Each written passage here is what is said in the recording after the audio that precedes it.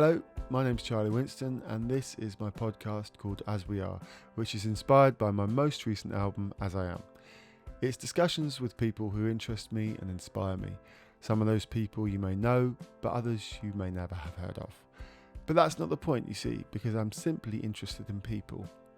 So, without further ado, I shall let you discover this episode. Take me as I am.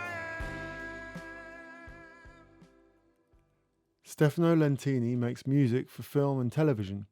We recorded this conversation late one night in the studio of the Italian cultural TV show Propaganda. However, that's not how or where we met.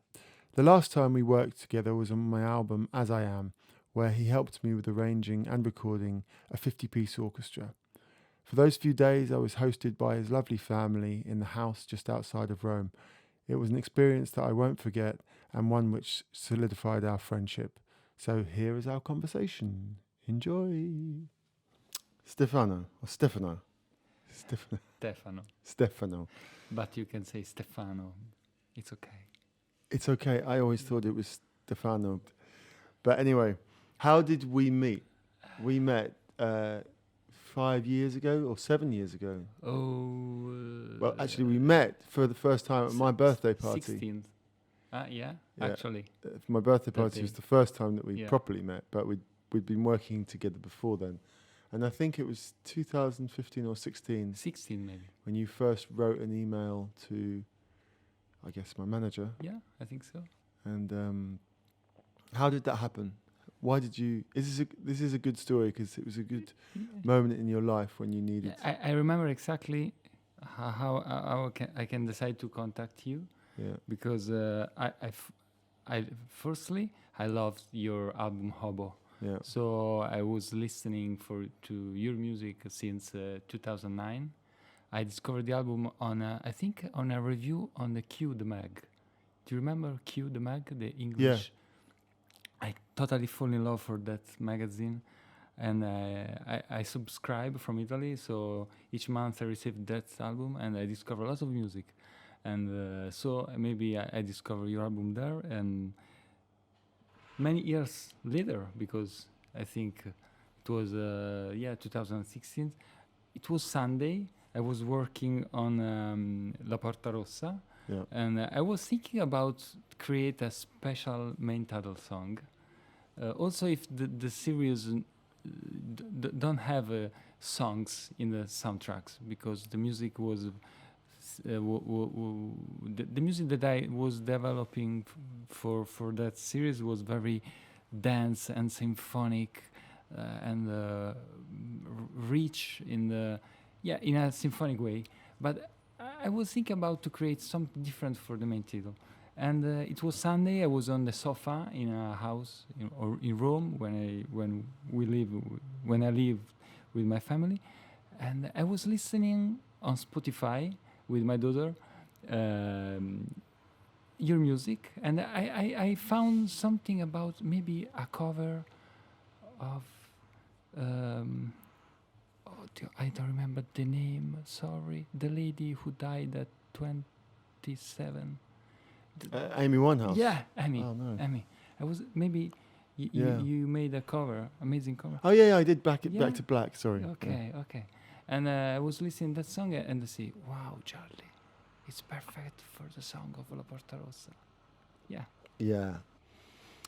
Well, we should explain what La Porta Rossa is, because not all the people listening will know. Porta Rossa means the red door, and the red door is the door that the main character of the series can't go through after dying. Yeah. Sorry, my English is bad. And I work mainly as a film score composer. Yeah. I don't like this word. I don't know why. Yeah, I know. You told me that before. Composer. I don't feel comfortable with that. The word composer? Yeah, the word. I don't feel comfortable with any words about this. My job. I mean, I don't know why. I'm trying to understand, but I don't like artists. I don't like musicians. I don't play one instrument in a very good way around the world touring. I feel comfortable with the word patchwork. patchworker. You're a Something, patchwork. yeah, because I feel that make music for film is to take a lot of ideas and put together in some way, and and to arrange and put together and create other stuff. And I don't know, it makes sense. Patchworker. I like patchworker. I mean, it's like filling holes in a way. Like Okay. so. Since we worked on this this TV series that you made, which became quite popular in Italy and around the world, it was translated into what, 40? Maybe 70 countries. 70 countries. Okay, that's the red door in my language. The red door, and also I think that 7 countries made a remake. Yeah. Of the same story, of the same screenplay, with other actors, with right. And it's a story of a policeman who died and can't go in the other side after. He's in limbo, actually. Yeah. Yeah, he's stuck in limbo between death and life. Yeah, so he see everyone. He looks to the reality of the world, but no one can see except for one lady. And when they meet the first time in the street, the lady see him, and he realized that someone can see me, but I'm died. Yeah, but they only see each other for a moment, don't they? And then she goes away on a motorbike. Yeah. It's a great idea. Yeah, and then he has to find her again. Yeah. But it's a really cool series because it goes deeper and deeper and deeper into his problem, his dilemma, and of how to contact the natural world. So why was this story a big thing for you in this time of your life? It was really special for two reasons. The first one was that I was really inspired when I work on it, and so I feel free, and the director embrace my moment without asking without put me boundaries, and I was free to propose everything, to discuss every music, and it was very nice. And it's not usual sometimes in TV series to be totally free in music, and furthermore, production was very, very well organized, and I have a big budget to do things. So we produce music going with one of the best symphonic orchestra in Italy. Oh, really? That is a National Rai Orchestra, Yeah. and we went to mix in London at Air Studios, and we mixed the project with Jeff Foster, that is one of my favorite, talented, genial sound engineer for me. And so it was the first time that I think create music, think about how it have sound to sound finally, and it sounds better. Yeah. So it was really great for me. Yeah. And then that's how we worked together, because then you reached out to me and asked me to sing the song of the music for the music you'd already written. And it was great because it was like the first time when I'd received the entire music already scored and written out, and it was just perfect. And then when I was making this album, as I am, I knew that I wanted to get orchestra. So I got in touch with you and I asked you if you could just help me figure out how I was going to score, how I could score certain instruments with certain amount of instruments I had. And my intention was to record it in Paris. And eventually you said, you know what, I've got an orchestra day and I'm not going to use it all, and maybe we could just use that day to record your songs, which for me was just a kind of dream come true, because it meant we were able to not only record with a full orchestra, spread out over a few sessions, but I got to come and see you and work with you, and that was so interesting. It was so interesting to see how you worked. It was so different from what I expected. And we're going to come back to that. But before we come back to that, now I want to ask you the question, which is related to being a, sorry to say it, composer. um, and I want to ask about it in relation to the song Unconscious, which you did work on with me. And I don't know if it's related, but I do know that in your work, part of your role as a film scorer, like writing the music for already existing action or something, a story which is being played out, you're kind of writing people's unconscious thoughts in a way. Do you feel that way when you write? What is your role as a film composer or a TV series composer? Do you feel like you're tapping into people's unconscious or guiding them unconsciously in the emotions?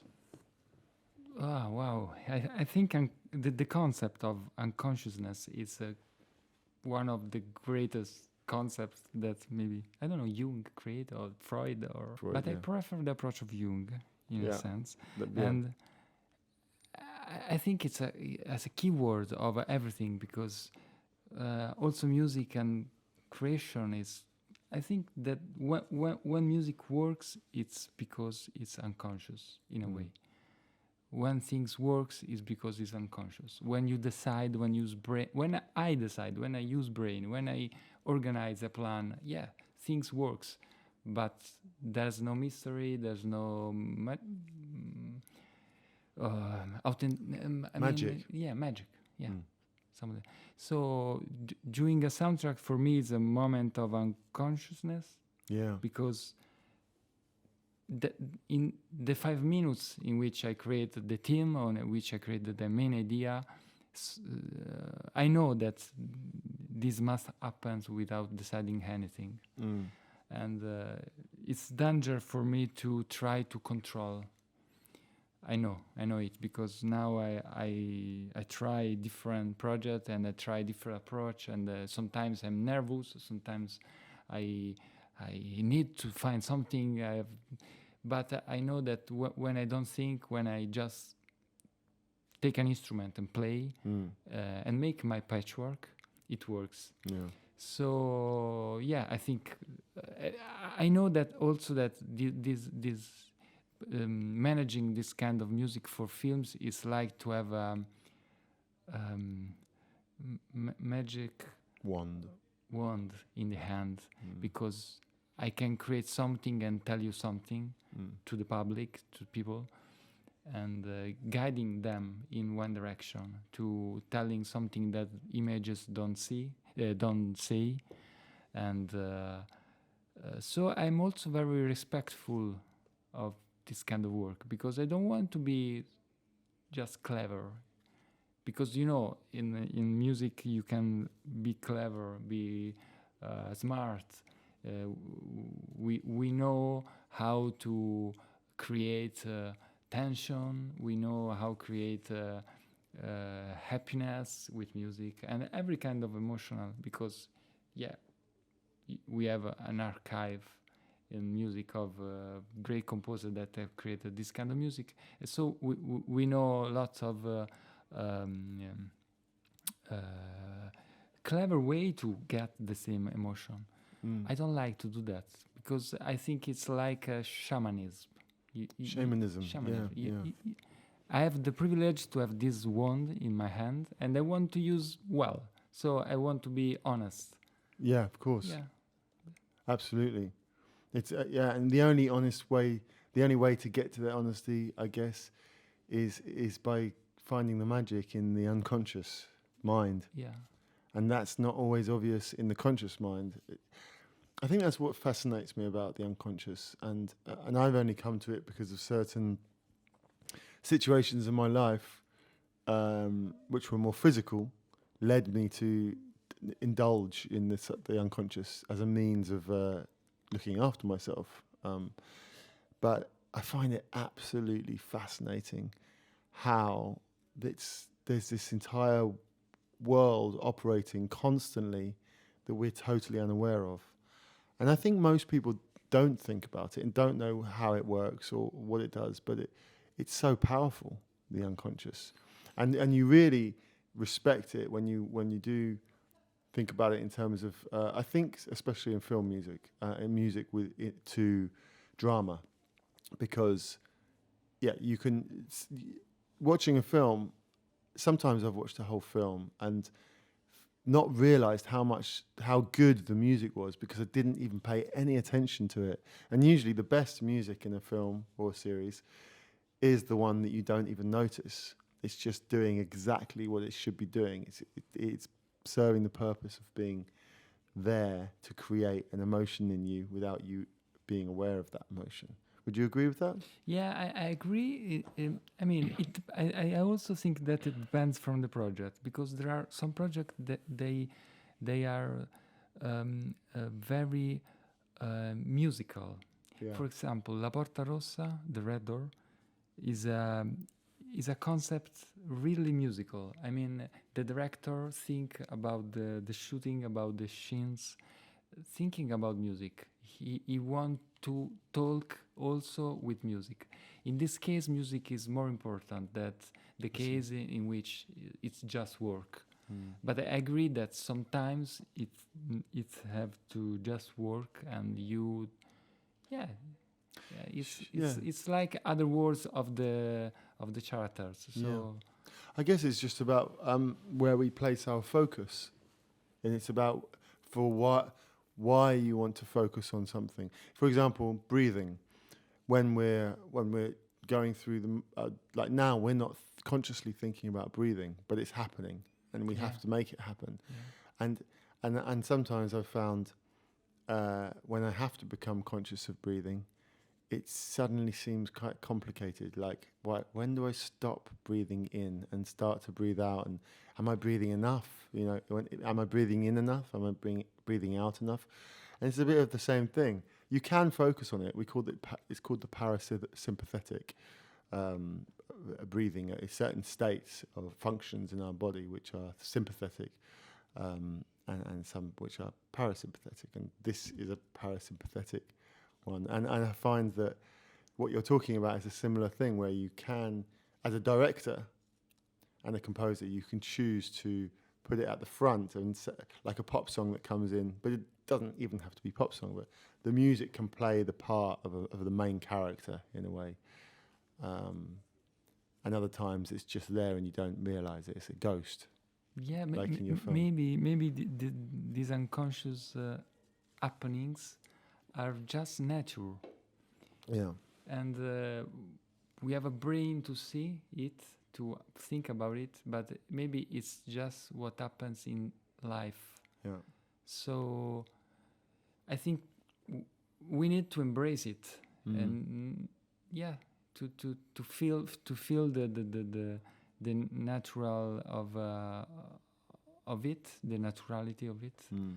And not trying to obstacle, to fight with brain. So how does that work for you? It's like when you have to say love words to your lover, to your companion, and you talk and you are telling him or her that you love, for example. Yeah. You don't have to think what kind of work you have to do. Just you open the mouth and talk, and it works because it's true. It's natural. And I think that reminds me a lot of often I get asked the question, who would you love to sing with? Who would you love to do a dream duet with? And honestly, I always say the same thing. It's like, I just don't really dream about that, because sometimes I've had a great idea to work with someone, and then I meet them and there's no chemistry. And there's nothing natural. So for me, it's a bit like this podcast. It's not important for me to, try to interview celebrities or anything like this, because I think that it's more interesting for me that somebody that I have chemistry with, and because that's always where the magic lies. But coming back to the music, so since you've made La Porta Rossa, you've done lots and tons of TV and films, and just this year you told me that you've done 3 series, 5 series, and that's how many episodes in 1 year? Wow. Approximately. Yeah, maybe consider that each one is 12. 12 episodes, each one. Yeah, So yeah, about 100. No, sorry, 50, 50. Sorry, in might be mathematics. 60 then. Yeah, 50 or 60. Yeah, something like this. That's a lot. Wow, That's a lot that's of a lot. music. That's an insane amount of work. But you are like a crazy worker, and you're like an ant. This year was crazy. Yeah. Yeah. So like when you get a director sends you a script or he'll send you the rushes, right? Firstly, the script. So firstly the script. Yeah. So how do you tap into that unconscious place, that magic place? I just start reading like if I read a book, and I don't know, something happens immediately sometimes. Right. Like I start reading and I feel a situation. For example, it's funny what's happened for me on a series called Mare Fuori, which is super successful, right? Yeah. This one, the everyone knows this. In Italy now it's very appreciated. Yeah. And it's funny because when I start reading the script, you know the story is about some guys that live in a juvenile prison. Juvenile prison. Yeah. And they come from each different part of Italy, rich family, and from mafia, from poor people, and everyone meet there. And they live in prison and discover friendship and discover hell, discover every kind of human experience. And I don't know why, but I was reading, and I thought I need a bouzouki. You know, what? A bouzouki. Yeah. I need it. I don't know big why. gun. But no? not bazooka. Bouzouki. I'm sorry. Bouzouki is a Greek instrument. Oh yeah, of course. And also Irish instrument. Oh, you were reading it and you thought I need a bouzouki. I need a bouzouki. Okay, right. So not a bazooka. No bazooka.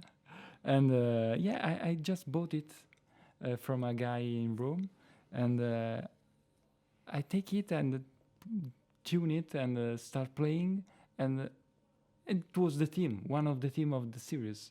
Yeah, and I don't know why the prison asked me to play a bouzouki. Yeah.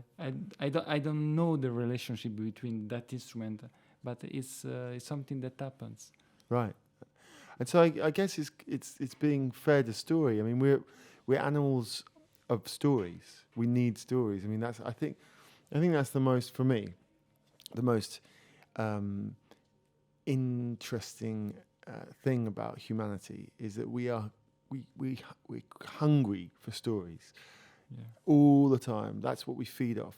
Just every day to say, how are you? It's like saying, tell me a story. Yeah, I'm good.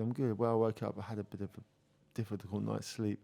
Even if it's a bad story, it just takes our mind off some certain difficulties of existing in the first place, but yeah, so that's what you're doing. You're being fed stories, and I can understand how that allows you to get into writing. Very different from where I start a song, where it's literally, again, it's from nothing, but it's a different kind of nothing, because it's, well, I won't go into that. That's a different story. In a way, maybe it's similar, because I think when you create a song, you just take an instrument and play your story.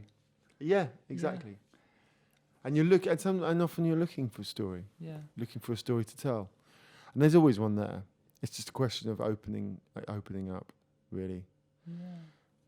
So, I mean, yeah, go on. No, it's just about this concept about creating story. Yeah, I think it's same. Also, I realized that I use the story of series to talk about something that I have inside. For example, there was a very bad character in this series called Mare Fuori, and it gave me the possibility to talk about when I feel bad when I have a not good feeling, you know. And I use this girl to talk about it, to take an instrument and give this express the feeling. yeah. So And that was the bouzouki. no, Well, that was a different one. Buzuki is for the first season. This is more complicated because in the third season I start to be a bit atonal. Atonal. Yeah. It was interesting. And does that work for the story itself? Yeah, Is for it me it works very well. For the producer, producer is very worried about it because he said maybe this music is too this topic. Do you think people worry that? Okay, so now you've mentioned worry. Do people worry about you and where you're going, like with the music sometimes? My song is called "Don't Worry About Me," and I was wondering, like, how does the worry come into your job? Do people worry about where you're taking the music sometimes? Yeah, sometimes people worried about to give to the public shocking things. They don't want to shock. They want to be familiar. They want to like, to be liked. And sometimes musics can create a difficult atmosphere, complex. And I really like complex texture, complex atmosphere. So if you give me a love story, I don't exactly put violin and piano. Because maybe I feel that love story is not only pure love there. Yeah. So I like to put other emotion, and sometimes they say to me, "Oh, it's a bit." Yeah, it depends. That is definitely how we connect, I think, because I'm the same. When I write, I find it very hard to write a love song, just with like in a very simple way. Sometimes love is simple. Sometimes it deserves simplicity, but usually to get to simplicity, it's a very complex process, you know?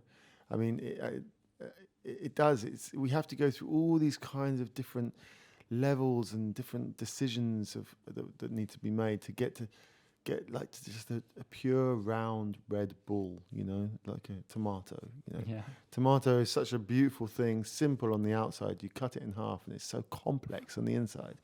Yeah, any fruit, you know, orange as well. You look at it on the inside, it's like a whole city of cells and all sorts of things going on. The simplicity of love is I mean, love is at its basic thing. It's very simple, but there's always complexities underneath it, and I think that's so interesting what you say about finding those complexities and being able to suggest them without going too far or going. It's always about giving enough, isn't it? Yeah, you know, if you, I think when you write a song, do you think about public? I make an answer to you. It depends on the song, really. I think about. I mean, in terms of tapping into an emotion, I'm not thinking about anyone else except how it affects me. But then again, it depends on the song, because if it's a ballad, it's totally I'm really focused on the emotion. But if it's a more upbeat, happy, or not even happy, but more of a kind of song that I can imagine on stage, then I'll imagine the people and how it might affect those, the people singing with me, if they sing along with me. So it has a different personality. The song itself has a different personality. So maybe you can say that there are two kinds of songs in your. Well, more than two actually. I've got a whole list of all my songs, all grouped in different groups, and it will go from welcoming songs, like easy sort of mid-tempo, sort of like hello and like, hey guys, hey, I'm here, I've arrived. How you doing? I call that my welcoming songs. That one and the weekend and there's a bunch of them. And then there's like the party songs, which is like a hobo and in your hands and all that stuff. And then there's the and then there's the yeah, intimate songs. I've got names for them. I tell you one. Yeah, go Boxes. On. Boxes is intimate song. But anyway, this isn't about me. Yeah, sorry, but You've turned the mirror on me. Speaking of mirror. Mirror, okay. Speaking of mirror, because we mentioned limbo earlier on. You mentioned we talked about limbo relating to Porta Rossa, and I wanted to, in my song Limbo, I say, mirror, mirror hanging on the wall, make a man of me once and for all. I don't want to be the little boy who's so afraid to fall. So, have you grown up do you think you're in the process of being a musician, making music? One thing I find always interesting and challenging sometimes is, especially being a father, as you are too, with 2 kids, is having to be the father of authority and then go into your world of creating music and become the child again, become playful and access this unconscious world, you know?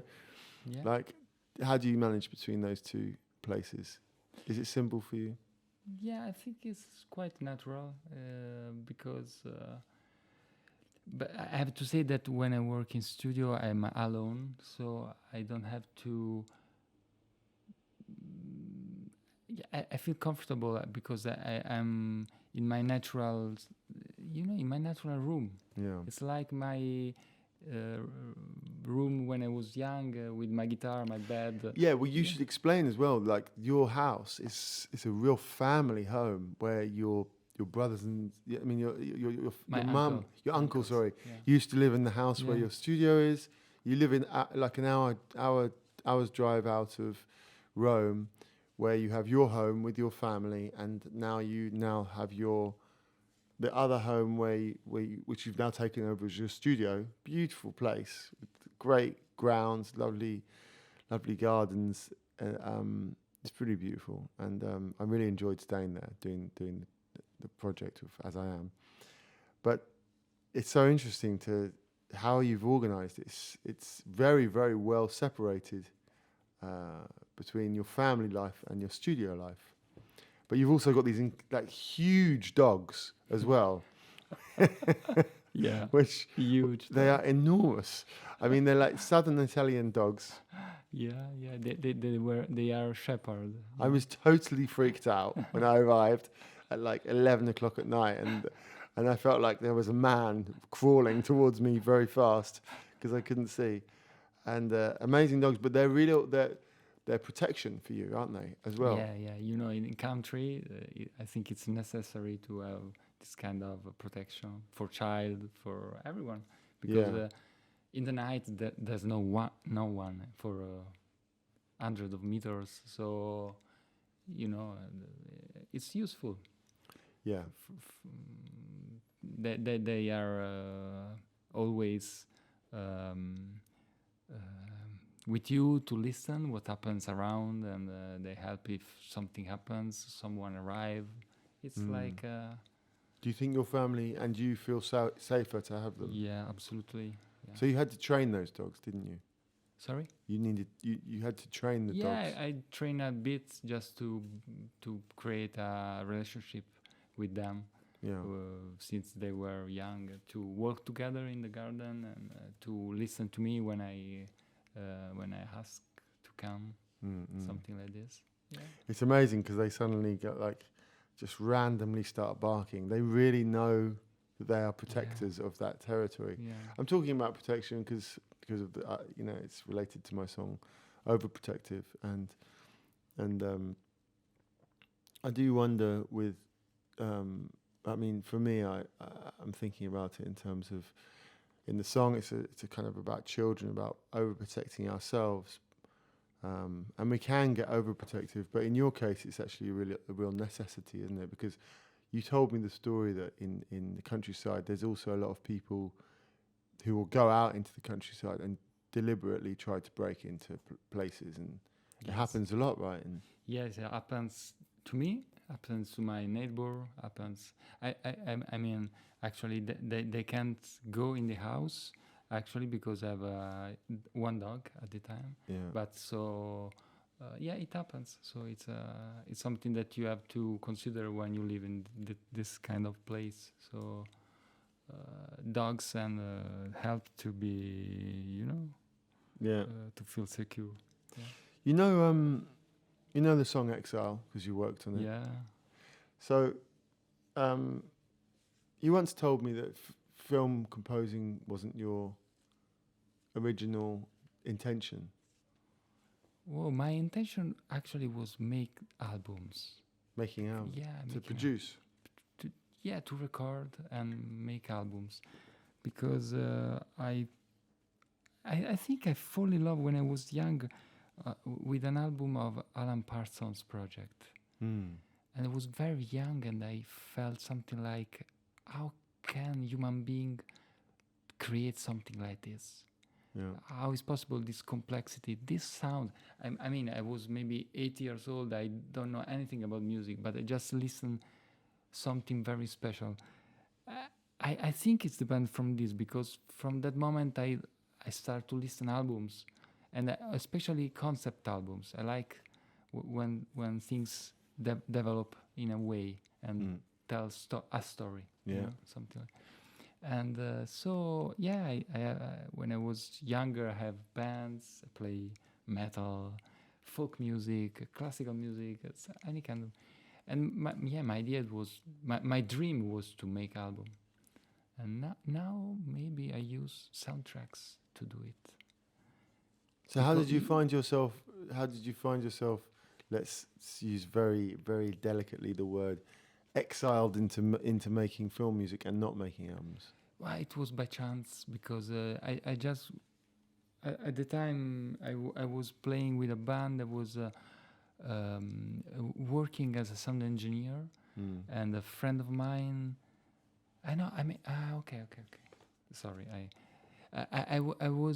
I made my first concert for symphonic orchestra. Yeah. With a friend of mine who conducted, and another friend of mine was present of the concert, and he was someone commissioned him a soundtrack, and he asked me to help him to do that, because he need a sound engineer, he need an orchestrator, he need some, and I had a bit of experience on it, and so I helped him in his soundtrack.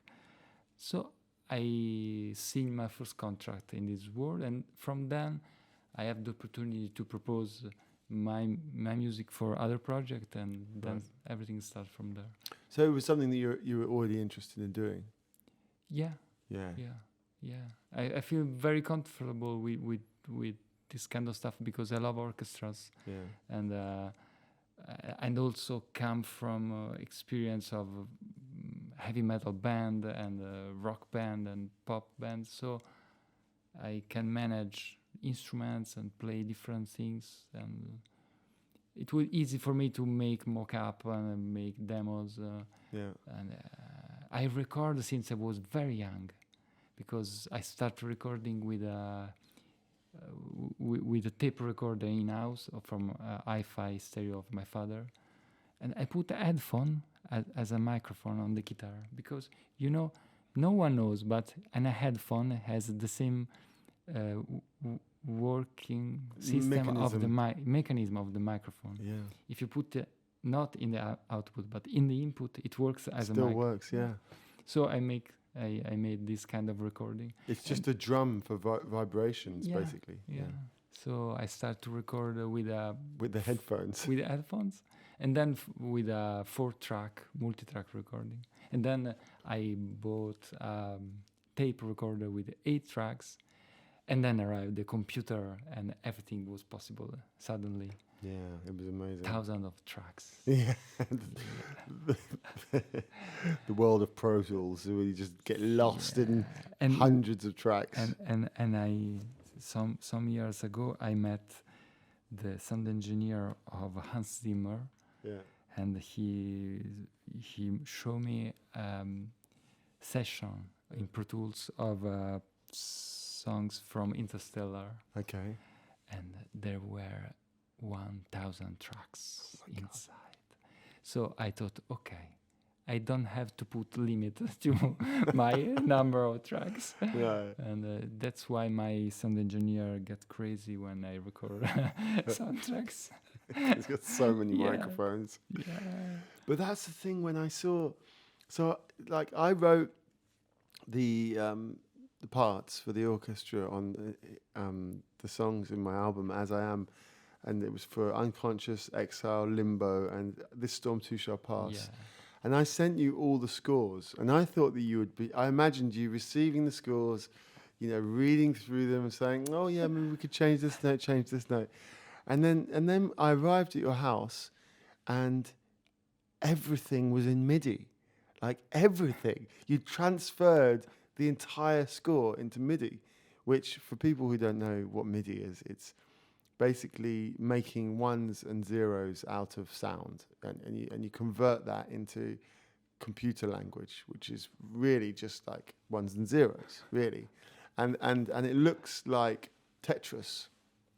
Yeah. And it's actually quite when you've when you've got an entire score, and that's so interesting because you would sit back in some moments and go, "Hey, this is really beautiful, this song." And you weren't talking about the sound; you were talking about what it looked like on the page in MIDI.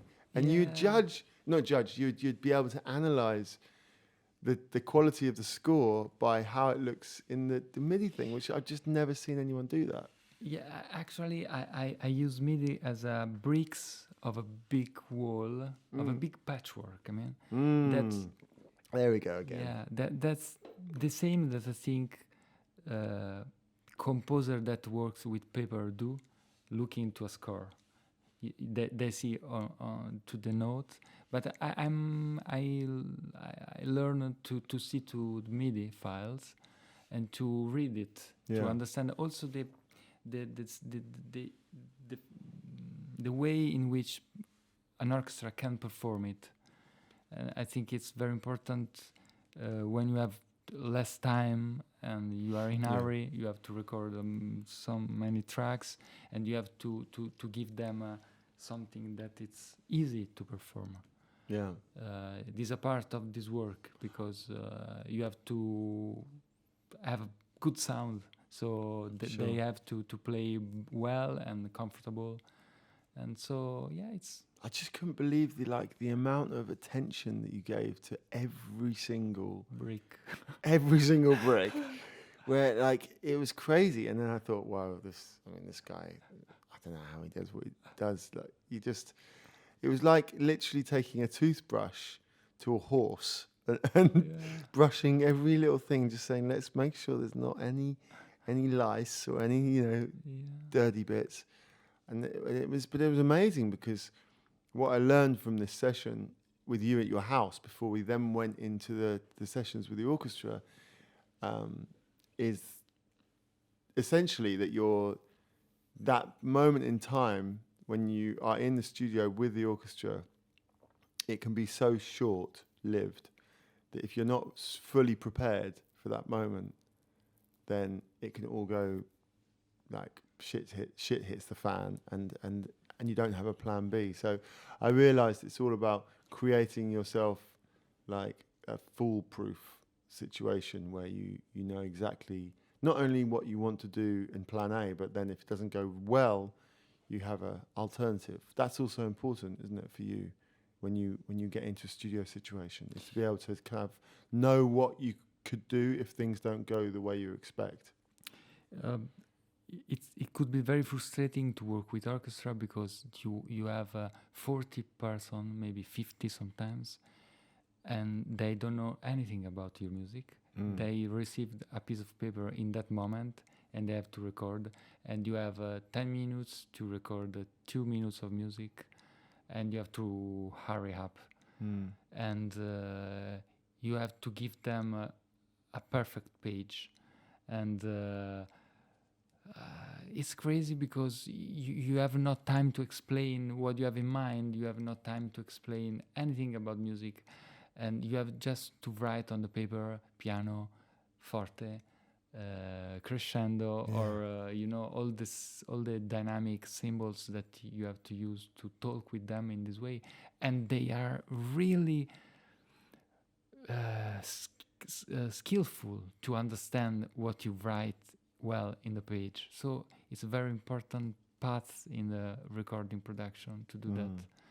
And after one take, if it's okay, then you can go in a unexpected way. Yeah. Okay. Yeah. You can ask them to work in another way, to conduct without clicks and something like this. But I think you have to start from one very good thing, one very good recording. Can you tell me one of the most like terrifying experiences with an orchestra, the most awful experience when?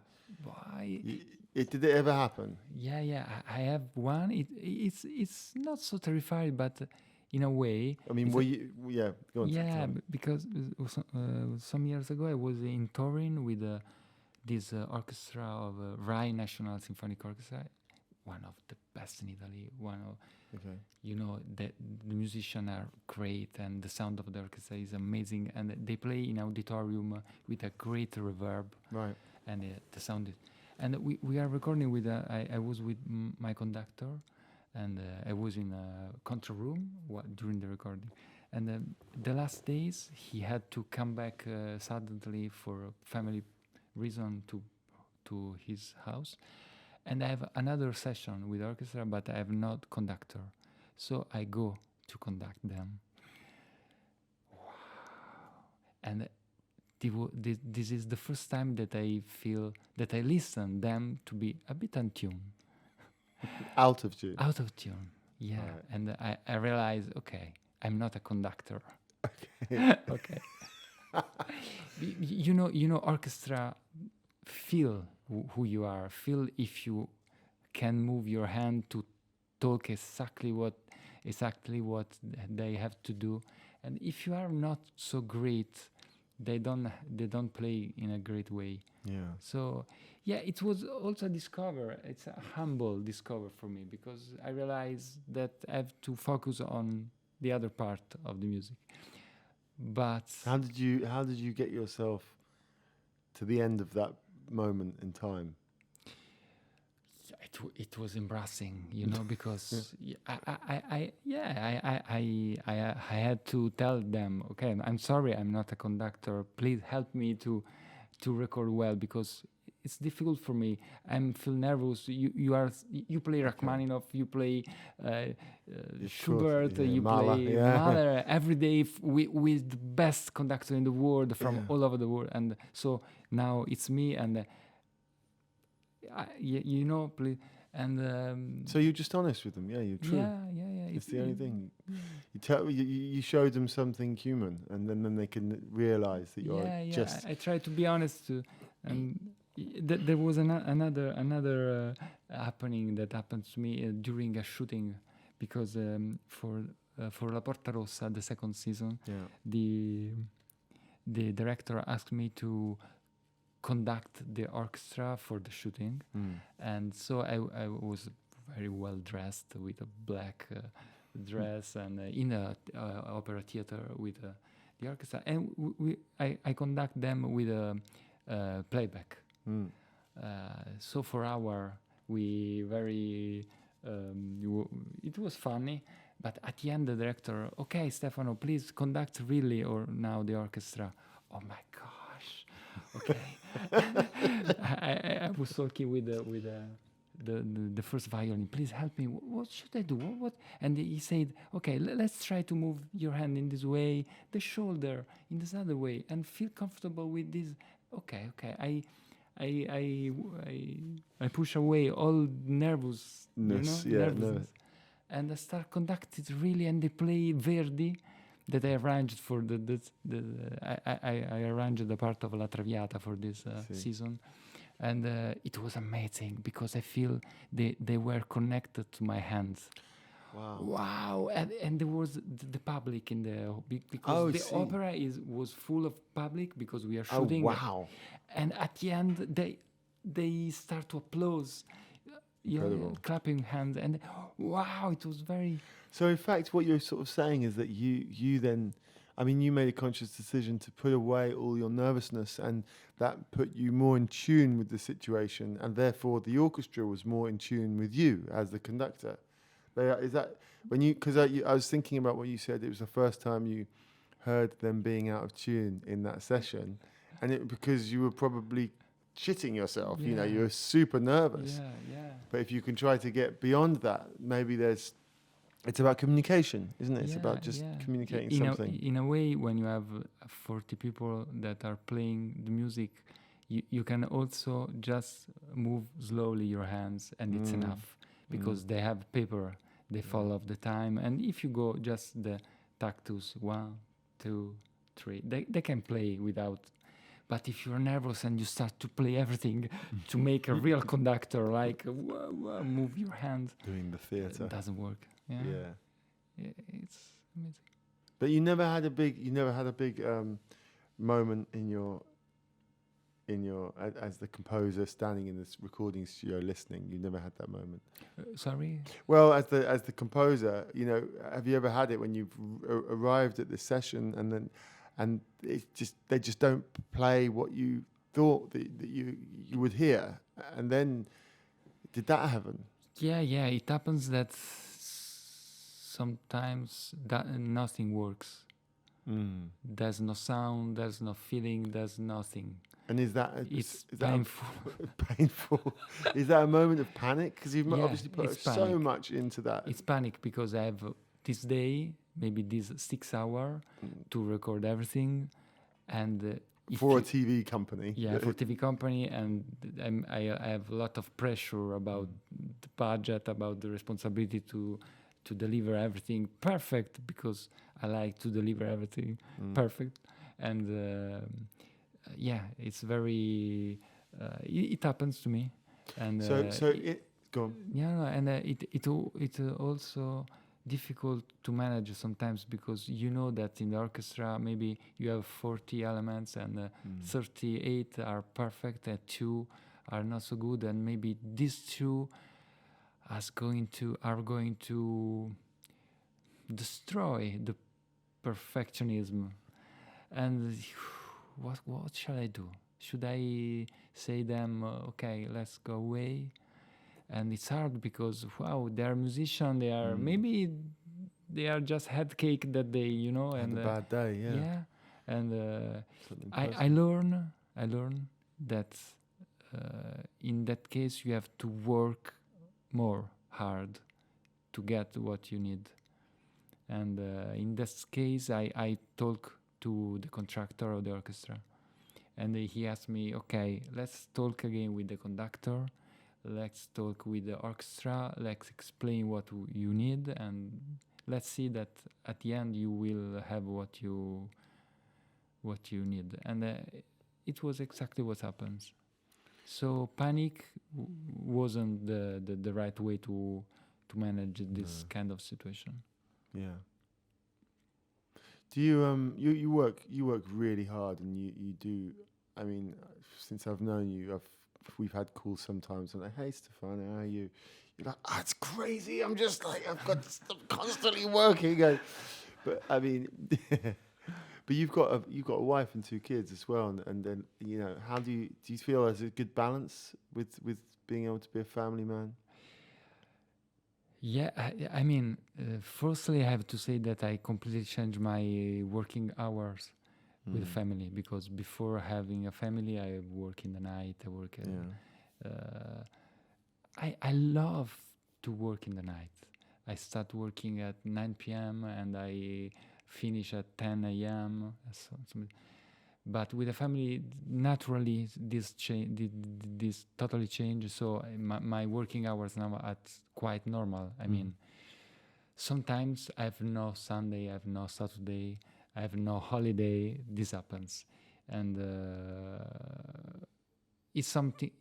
This is something that I learn to manage every time, because I have to be more.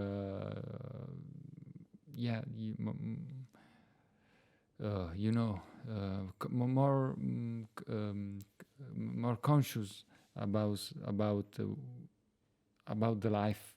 Okay, I need also to do something different from play and record and make music, because it's not also right for family, for the wife, for children. Yeah, So, because also your wife wants to have a life too yeah, as well. She doesn't want to be just a mother. yeah. I don't think most girls when they become mums, it can be. Do you find that? Has there been moments where you hold each other? The life you have holds you back, or holds her back, or has it been a process of finding the balance for both of you to Yeah, be yeah. able to exist? I think when you become a father or mother, you have to find a balance with something very new that no one explain, Mm. and that the brain can understand. Because I remember exactly the sensation, the feeling when my daughter born, and I saw that my brain can understand what is happening. A life that come from a The body. body, and it's crazy. It's no brain can explain. It's and now you have this I know. person In this your hands, in your hand, yeah, against your and body. It's just crazy. it's crazy. And no one really explained me before, so I just found me in that situation. So yeah, maybe you have to rebalance everything. Yeah, I think Also music. I remember that before I be a father, I need time and silence to work, and then totally change. Yeah. I can cook and play and mix and do the you hand. just got to dive into the deep end. Right, I've got 2 hours. Yeah, yeah. Jump. Yeah, get into it as quickly as possible. So, do you think? Just one last question. No, 2 last questions. You're where you're at now, given where you began, which we haven't talked about much, but in terms of wanting to make albums, do that sort of thing, and now you're a family man, you're a patchworker. Patchwork. Is it good for you now where you're at? Are you happy with the way things are moving forward? It's a great privilege for me to be here, to make this job, to manage all this music, and it was like a dream come true, because when I was young, I just play in clubs with friends, and was dreaming to make music in life. So it's quite different from what I was expecting. Yeah, I think that's how life goes. Yeah. And can you imagine yourself as an old man? Yeah. Let's imagine you at 84. Okay. Right. And let's imagine that you, as an 84-year-old Stefano, is writing a letter, and he's writing a letter to Stefano today. Sorry, I've got to get this right. And he wants to just say something to you now. What do you think he might say to you? Yeah, maybe I will use a poem from Louis Borges. I don't Borges. Okay, I don't know this writer. Sorry, poem?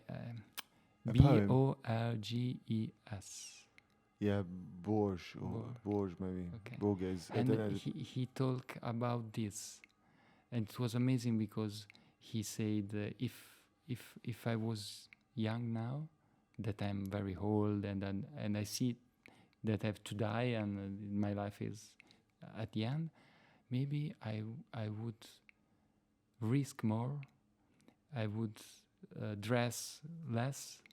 I wouldn't have aware of everything, of illness or just life, and just live and take what you find without less fear.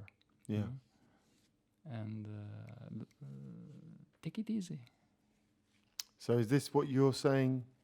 Yeah, I mean, the first things that I think is this kind of feeling to take it easy, take things easier. Do you think you're doing that? No, sometimes I'm very complicated. I'm very stressed, from deliveries, from requests, from, you know. But you have a very good sense of humor. I learned that working with you. And even though you're incredibly stressed, and I've seen you, you're quite funny when you're stressed as well. But you're always able to have a good laugh, and that's great. I think so. Yeah. Maybe not when you're alone by yourself, but certainly when you're with an English boy. And so that's something to work on, I guess. But it's different, isn't it? Because it's different stages of life. I mean, of course, when you're in your 80s, maybe it's easier to say take it easy if you don't have a family that you're raising. We are raising. In fact, raising a family is a very high-pressured job. I think it can be very stressful, especially if you're providing the bread on the table. But it doesn't have to be as well, and that I agree. We can take it easy sometimes, and also not miss the moment with people, miss the moment with ourselves. That's what As I Am, my album, is about. It's about not missing this moment, when it's that apparently it's such a beautiful golden moment in our life, when we've worked so hard and now we've got this nucleus of a family, this new paradigm, and we have to cherish it. We have to try and take it by the hand and say, wow, I'm going to enjoy this, and take a holiday from time to time. That's what you're talking about, right? That kind of thing. Yeah. Yes, because, I don't know if it's the same in your industry, like an artist that make tour and make albums. But in soundtrack, in TV series industry, we are very stressed by deliveries and by notes and by production matters, and there's daily complicated things to do, to talk with people. There's a lot of person that talk about what you're doing, the kind of music, how it's synchronized, every decision. And at the end, now, for example, if I talk about a series that I did 5 years ago, I'm not stressed. I remember with pleasure. But maybe in that time, in that moment, I was totally focused on that delivery, sometimes it's too much. So I have to try the right balance but I think it's for everyone, the right balance between the responsibility and the